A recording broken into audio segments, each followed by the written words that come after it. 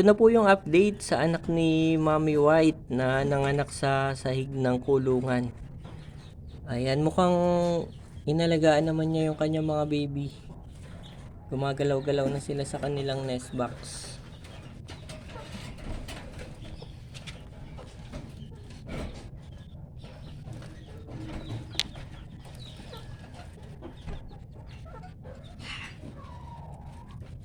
Ayan po, mukhang masisigla naman sila at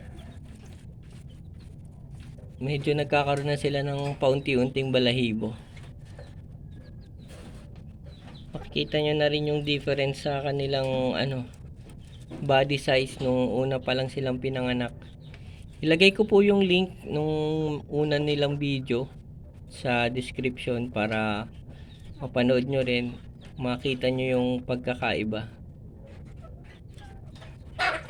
So ayan nga, merong isa ulit na Panda Bunny. Meron ulit tayong baby na may eyeliner.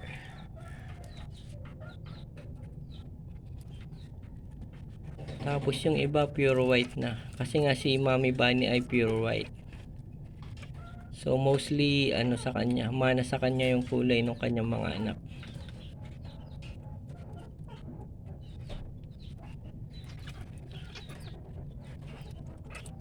Ayan, ang lilikot na nila.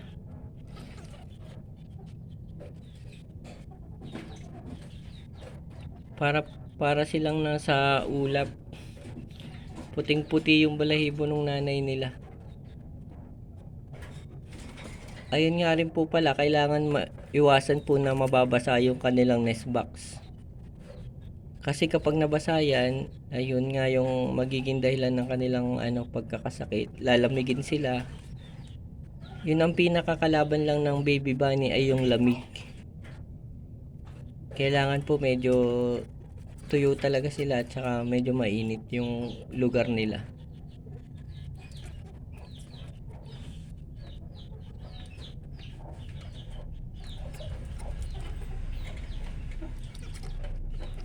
Ang likot ni Panda Bunny parang nagpapakitang gilas.